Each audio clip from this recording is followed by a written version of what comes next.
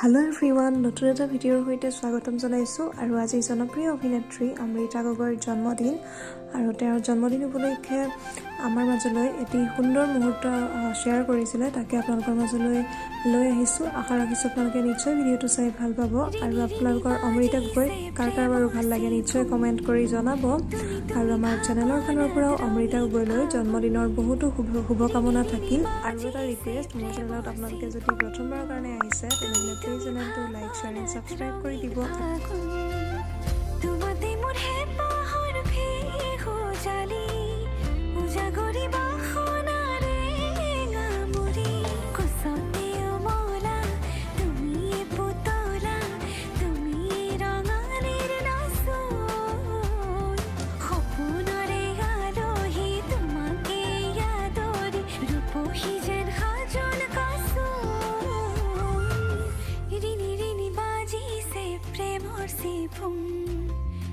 তুমি